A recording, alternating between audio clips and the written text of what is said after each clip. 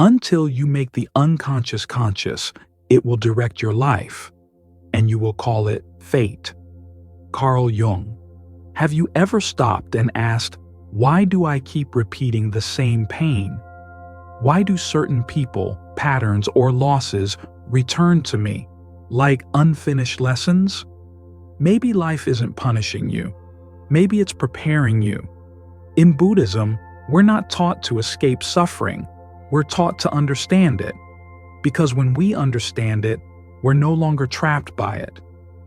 Welcome to Mindful Footsteps, a sanctuary of stillness in a world of noise.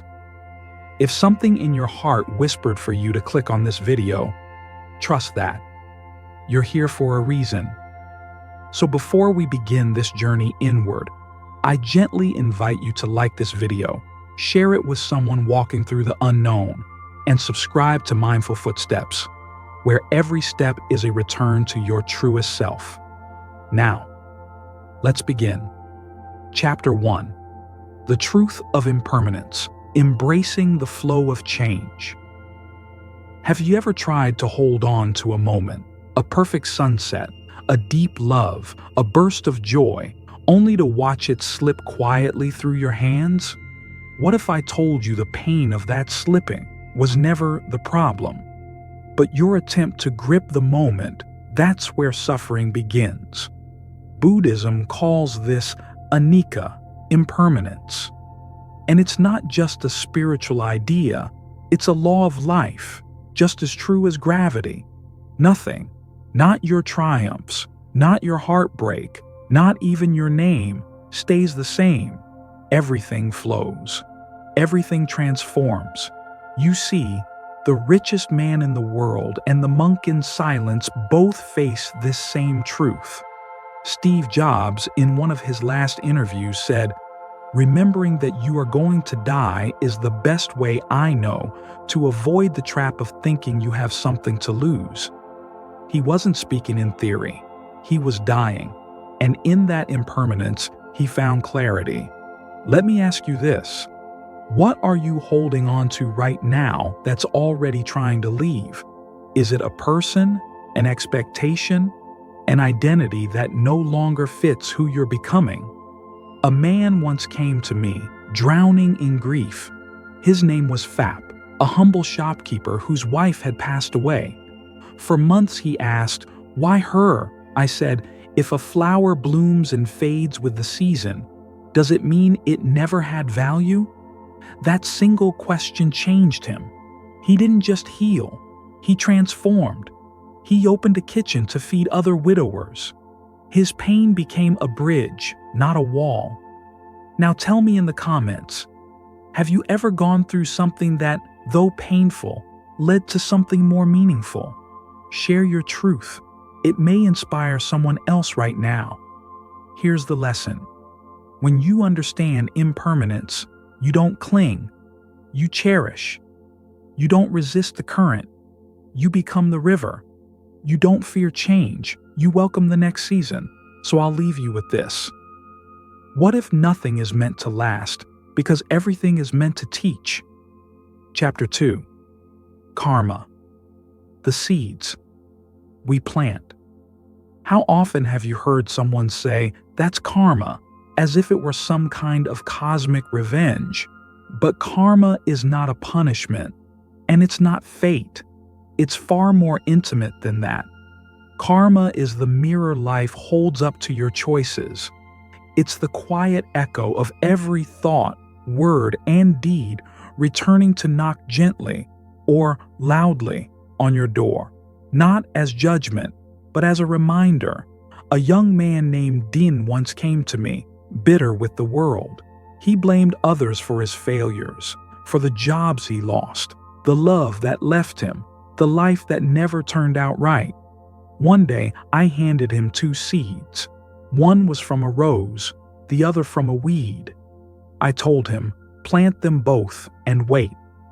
Months later, the rose bloomed on one side of his garden.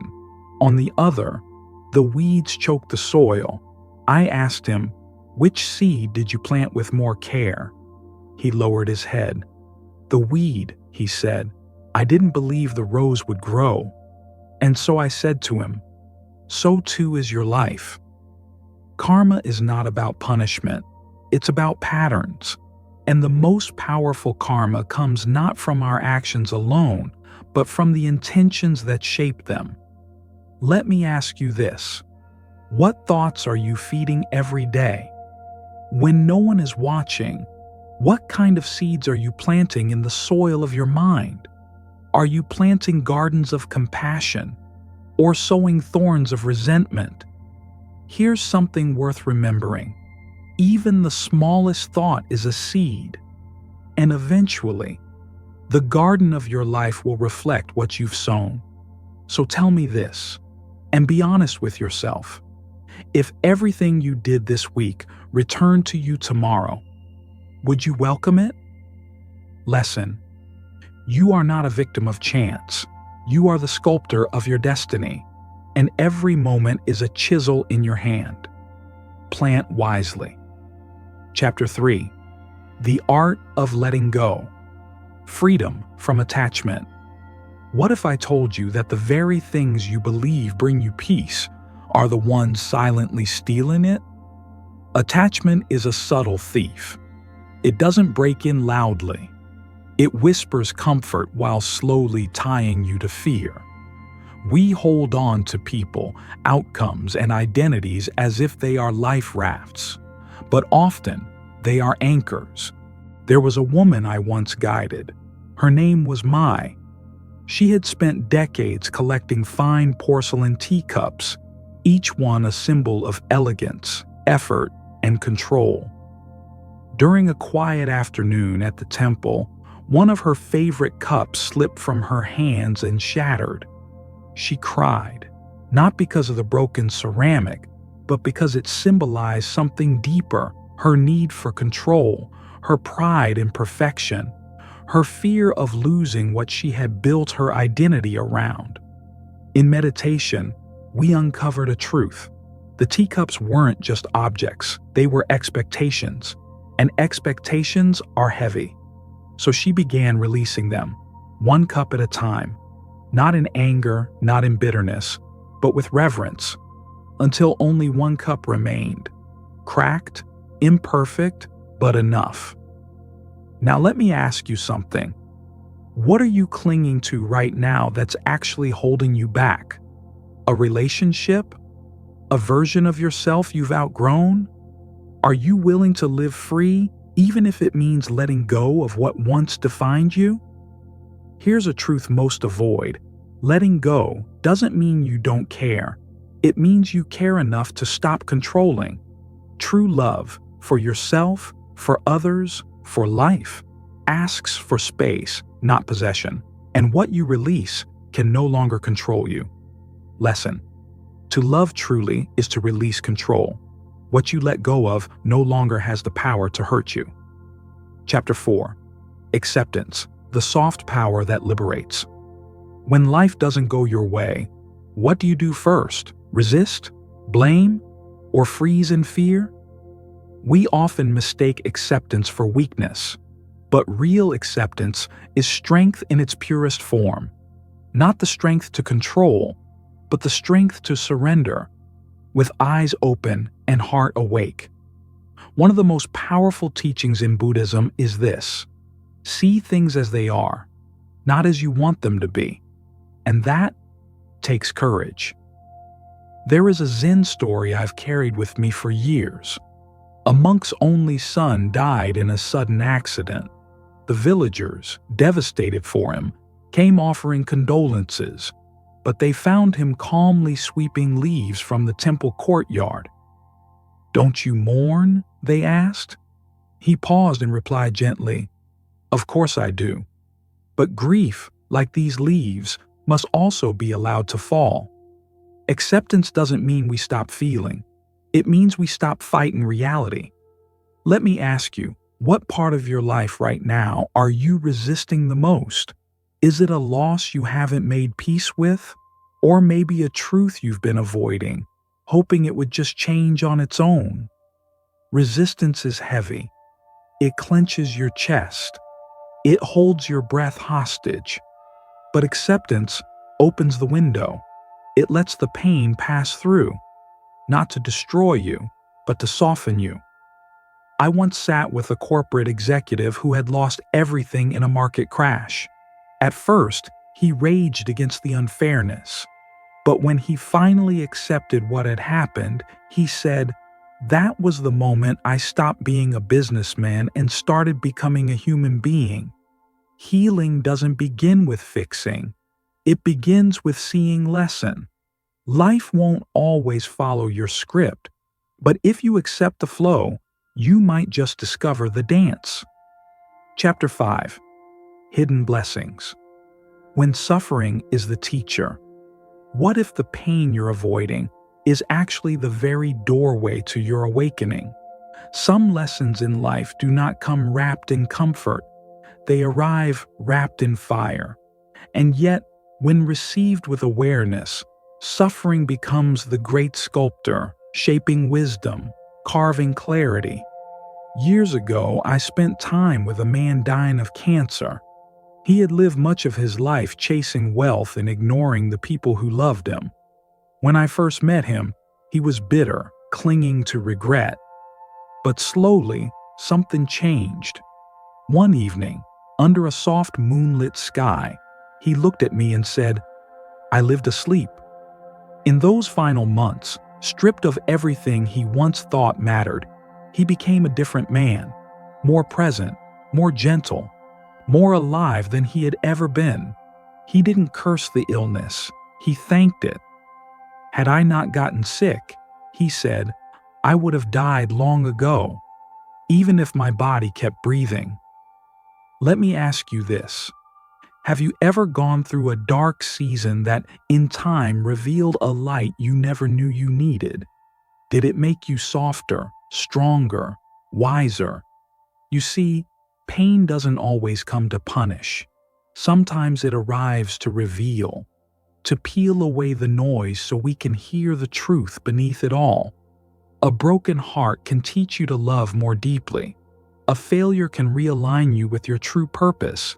Even loss can lead you back to what really matters. Suffering is not the enemy.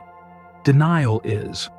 But when we meet pain with presence, we don't break. We awaken. Lesson: pain doesn't have to destroy you. It can polish the mirror of your soul. Chapter 6. Mindfulness, the gift of the present moment. You don't need a temple, a retreat, or a mountain peak to find peace. You just need this moment and your full presence within it. Most people spend their lives trapped between two illusions: the past they cannot change and the future they cannot predict. Meanwhile, the present, the only real moment, slips by unnoticed. But mindfulness changes that. It anchors you to now. You can begin with your morning tea, not rushing, not scrolling, just sitting. Feel the warmth in your hands. Inhale the rising steam. Listen, really listen, to the silence between sounds. This is not poetic. This is powerful. A man once told me he only found peace after a panic attack forced him to sit on the floor and feel his breath. In that moment, stripped of distraction, he said he saw life for the first time, not through goals or regrets, but through presence. The mind, left unchecked, jumps like a monkey from branch to branch.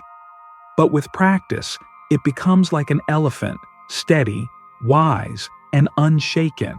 So let me ask you, when was the last time you truly noticed the sky? When was the last time you listened to someone without preparing your reply? Mindfulness isn't about escaping life. It's about stepping into it, fully awake. Each moment is sacred. The sound of rain tapping on your window, the laughter of a child in the distance. Even the ache of loneliness has something to teach you when seen with clear eyes. Lesson: don't wait for a perfect moment. This moment, if lived fully, is perfection. Conclusion: the golden thread, trusting the tapestry of life. Some say life is a story we write, but perhaps it's more like a tapestry we're slowly learning to see, thread by thread, moment by moment. And sometimes, the threads that seem dark or tangled are the very ones holding the whole picture together. So if you've journeyed this far with me, through impermanence, karma, letting go, and suffering, know this: you didn't just watch a video, you walked with me, step by step, deeper into the mystery of what it means to be alive. And if you're carrying questions, confusion, or even quiet grief right now, you are not alone. When life feels unfair, remember the old Zen farmer who simply said, "Who knows what is good or bad?" When you feel stuck, think of the caterpillar, whose struggle is what gave it wings. And when you feel lost, come back to your breath, come back to your body, come back to your heart. This, right here, is home. We are not here to escape life. We are here to awaken within it. So I leave you with this. May your path be lit not by certainty, but by awareness. May you stop chasing what is permanent and learn to embrace what is real. And may every moment, especially the difficult ones, become a doorway to something greater. If this journey has touched something in you, I invite you to carry it forward. Leave a comment, share your reflection, pass this on to someone walking through their own shadow. And if you haven't yet, subscribe to Mindful Footsteps, not for content, but for connection, for conversations that matter, for the stillness beneath the noise. Until next time, walk gently. And remember, nothing is by accident, not even this moment.